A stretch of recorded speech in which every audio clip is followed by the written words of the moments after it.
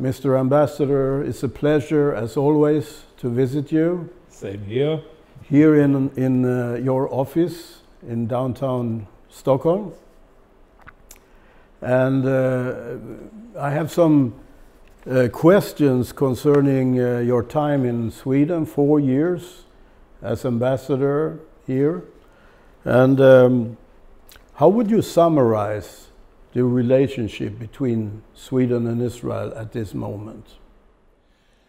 I believe we need a few hours to summarize, but grosso modo, I think that we have seen a certain improvement in the last few years, but still we expect, of course, there is still a place for a further improvement. I think that Sweden is going in the right direction to repair the damage that was caused to the relations about 7 years ago. But not only, and as I said, we now have a good dialogue which allows us to think together how to improve the relations. So what would be the next step? Well, this is for Sweden to, to decide, because I would like to remind us all that if we speak about the past, it was not Israel that has caused the difficulties in the relations, and therefore it is not for Israel to decide how to repair the damage and how to improve the relations. As I said, we all remember, and I don't want to elaborate right now, but the damage was caused unfortunately by the Swedish side. But I think that, as I said, from what I learned, from what I see, from talks that I had recently also, I believe that we are on the right track. So the ball is actually still in the Swedish courtyard? Certainly, yeah. As you know, KKL Sweden is building the Raoul Wallenberg Park in Sora Forest, and last year we discussed this project with Isaac Herzog when he was the chairman of Jewish Agency. Now he is the new president, and he was really very much in favor, enthusiastic about it. What is your feeling? Can Raoul Wallenberg, the person, play a key role in improving relationships between Sweden and Israel? Absolutely.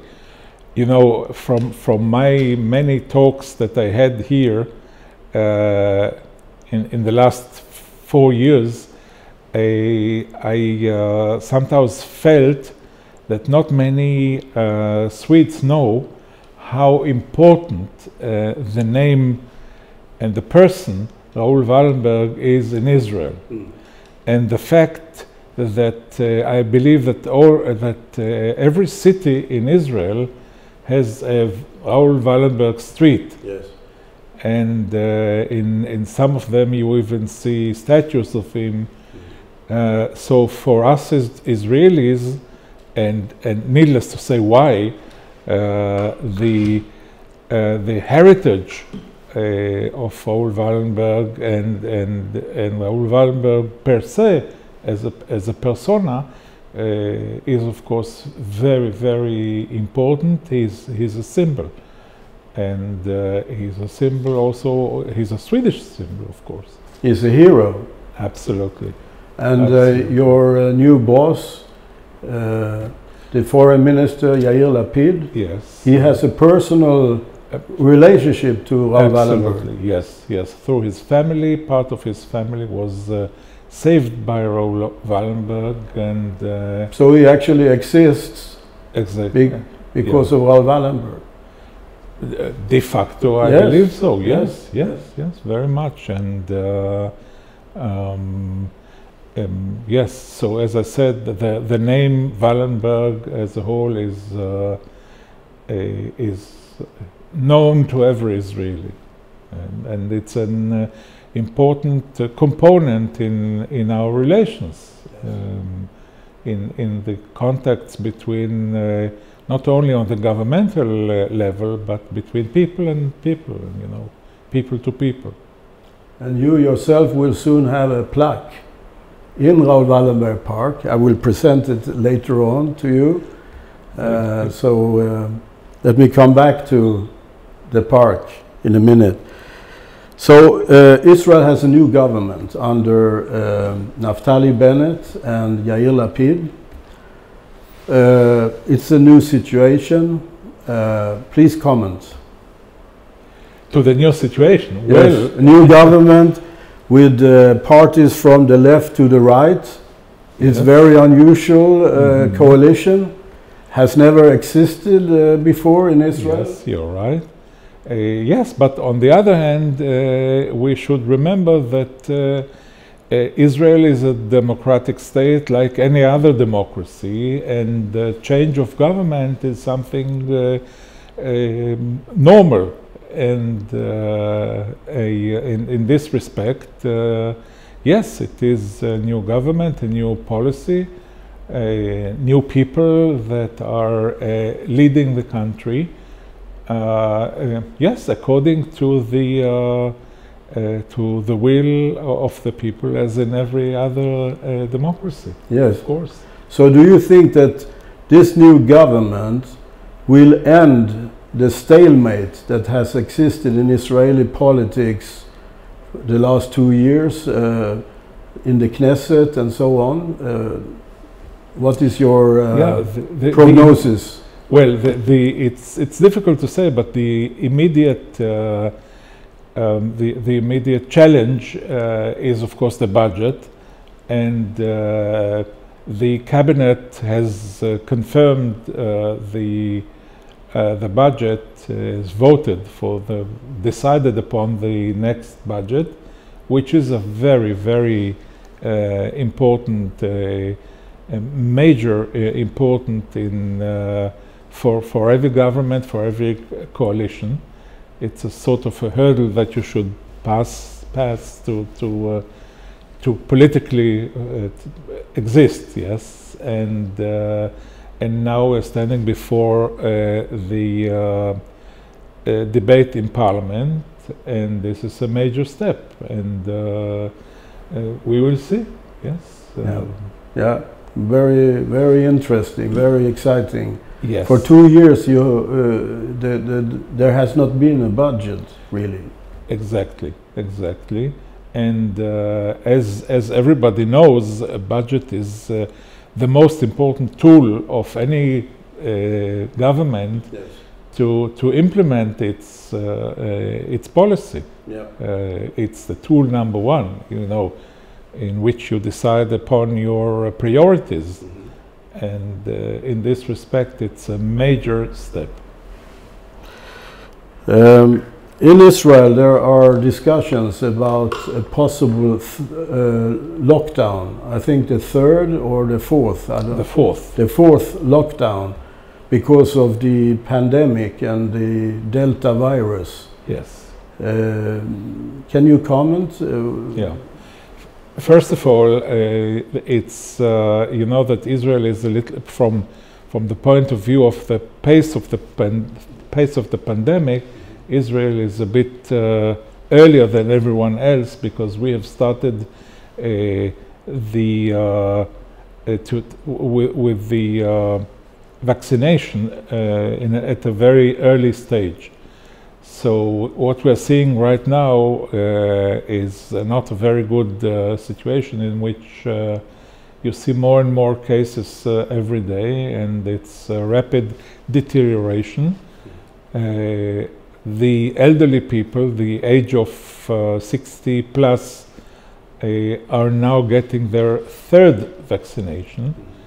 And of course, the government is doing the utmost to prevent a fourth lockdown, because it's simply too expensive. It's a lockdown means, above all, the lockdown of the economy, and that costs many, many billions of shekel.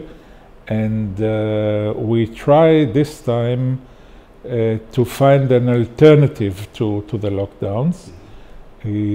But we are following the situation, and let's hope that we will not reach the need to have a fourth lockdown. Mm. And travel restrictions still exist. Even Israelis have to, when they come back from a foreign country, they have to go into.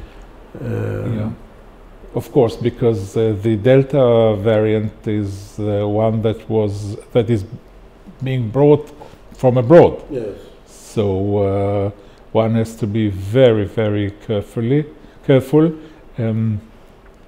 especially in the airport. And of course, we do everything, all precautions to avoid this. But as I said, it is spreading rather fast. And so when you go back soon, you will also have to stay at home. It's a rather complicated procedure.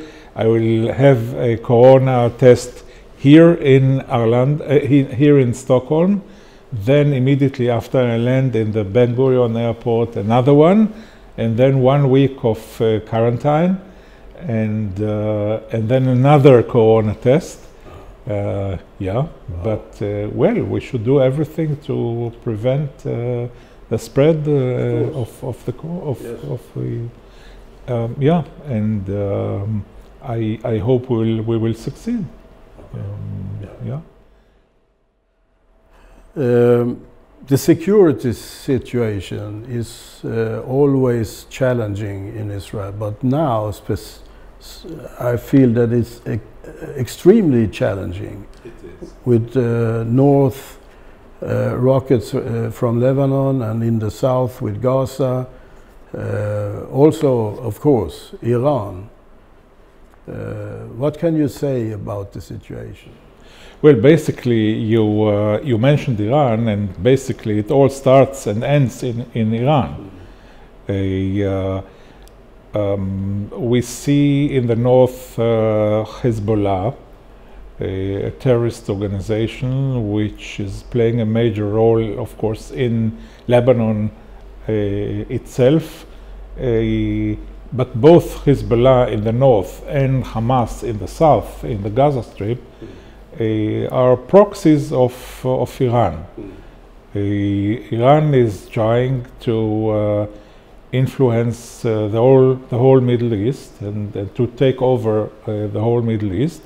And as a matter of fact, if you look at the Middle East and you analyze it, you see that wherever you find violence, wherever you find problems, wherever you find conflicts in the Middle East, you see Iranian presence. And this is a part of a strategic plan by Iran to export what they call the Shiite revolution. So you find them doing this both by proxies, as the militias in Iraq, or Hezbollah, both in Syria and in Lebanon, or the Islamic Jihad in Gaza, and of course now more and more Hamas itself also as a proxy of Iran. So the threat is there. Iran is trying to establish a permanent presence, military presence, not only in Lebanon, where they have achieved this already, but in Syria also. And Iran is a growing threat, not only for Israel, but for the whole world. Let's start with the Middle East. Again, wherever you see violence, you see the Iranians. But yeah, the Iranians are planning beyond the Middle East, of course, and the aim is to spread, as I said, the revolution, what they see, what they call the Shiite revolution.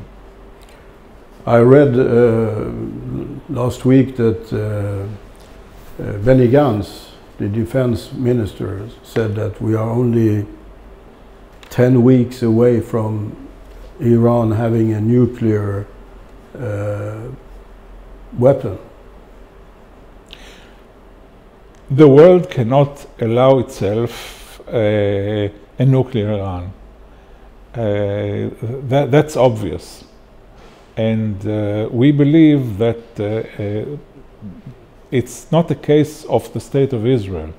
It's the responsibility of all Western democratic, peace-loving nations to prevent Iran from becoming a nuclear power. We all see the example that we have seen, unfortunately, in the past in North Korea, where, if I may say, the world has fallen asleep and one day woke up with a nuclear North Korea. Yeah. And this is, of course, a game changer. And I believe that we, the Western world, Europe, the US, Israel, and many other nations, including in the Middle East, cannot allow themselves to have, as I said, a nuclear Iran. And still, Europe and maybe the US, they don't act in a way that we can see that they want to de-escalate the situation. What would require Sweden or the European Union to help de-escalate this situation? Yeah. Well, as for the US, we have a very good, positive and effective dialogue with the Americans. As for the Europeans, it's quite clear. I mean, we have seen the so-called European-Iranian dialogue for the last, I believe, almost 20 years. And, you know, at the beginning, Europe has called this the critical dialogue, and then it got other names. But when we think about the fact that this so-called dialogue has not only that it has not stopped Iran from developing nuclear power, from enriching uranium, from building and developing new centrifuges, from enriching uranium in growing quantities. This so-called dialogue has completely failed, because after 20 years of this so-called dialogue, Iran is much nearer to a nuclear bomb than it was 20 years ago. So not only that it has not stopped the process, it has escalated it. Yeah. So one thing is clear, there must be a cooperation between the world community in order to stop Iran. This is a major issue, and it's a critical issue not only for Israel, for the whole Middle East and beyond. Europe will be influenced by a nuclear Iran no less than Israel and the Middle East. Of course. Coming back to the new government, one historic fact is that for the first time we have an Arab party in the coalition. How can you comment the historic fact that this has now occurred? Well, it's not for the first time that Israeli Arabs, Israeli Muslims, Christians, but Israeli Arabs take part in the government. We had also in the past Arab ministers and let alone members of parliament, but you're right, it's the first time that an Arab party is a partner in the coalition and in the government. Yes. And look, 20% of the Israelis are Arab Israelis, yes. And they are Israeli citizens, so I don't see any anomality in this. Of course, it's a problematic because there are differences of different views among the other parties in government, and you have a whole variation or a whole spectrum of ideologies. But this is how democracy acts, and this is how. And that's almost a normal thing in a democracy. You do you reach compromises on a daily basis, and unlike Sweden, we don't have this luxury of having a minority government.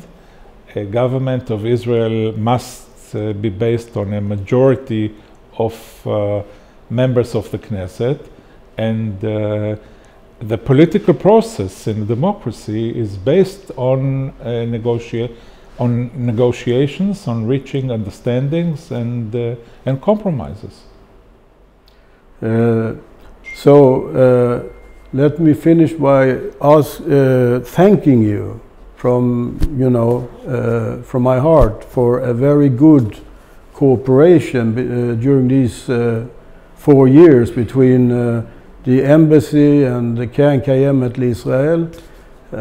We have had many events together, and it has always been a pleasure to work with you. So thank you very much. The pleasure was same here, was mine also. And as I told you many times before, I know Keren Kajemet since the age of kindergarten, where we began, contributing to the to the blue box. How do you call it? Pushke. The blue box, yes. And you gave me one blue yes. box, and this is for me Keren Kajemet. It's the blue box that I know from kindergarten, and I was happy that I now could contribute just a little bit to your work, to your important work here, to your successful work here. So on behalf of the State of Israel, I want to thank you for what you are doing, for your support, for your initiatives, and I'm sure that we will meet each other in Israel in the Wallenberg Park. Yes, and as a matter of fact, I have here the certificate for the plaque that will be put in, and all the names of Swedish supporters that have been contributing. Great. This is the plaque, and this is the certificate, and there is also a picture of the plaque, what will be in the plaque, and a list of all the participants. Great. Contributing. Great. Thank you so much. Thank you. And in addition to all of this, the basics is what I've already told you many times before, that my special relation to KKL, to Keren Kajemet, is the fact that my name is Ilan, yes. which means in Hebrew a young tree. So that allows me to have a certain special relation or special warm heart for Keren Kajemet. So tack så mycket. Thank you so much, and tack själv. And thank you. We will meet there and see a vision come true. So maybe hopefully we will have your presence at the inauguration of the park and of the museum. Absolutely. Yeah. Great. It would be an honor for me to be there. Thank you. Certainly. Thanks a lot. Your replacement here in Sweden has already been named. Can you tell us a little bit about? Of course, Ambassador Ziv Navokurman. I know him, of course, and he's a very experienced, talented diplomat. He's a professional diplomat, and he knows a lot, and he studies now a lot about Sweden and about our relations. And he arrives here with a lot of goodwill and a lot of eagerness to work and to meet as many people as he can. And I believe that we all wish him all the best and a lot of success, because his success will be the success of the Swedish-Israeli relations. So what will you tell him when you hand over? What will be your instructions? Well, I already told him, because I met him in Jerusalem, and we sat for a few hours. Yes, and from knowing him, I am absolutely convinced that he will do a great job here.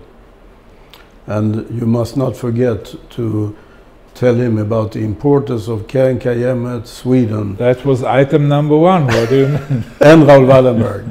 You know, this is the portfolio of Raoul Wallenberg. Ah, yes. The one that is also at the foreign ministry. Yeah.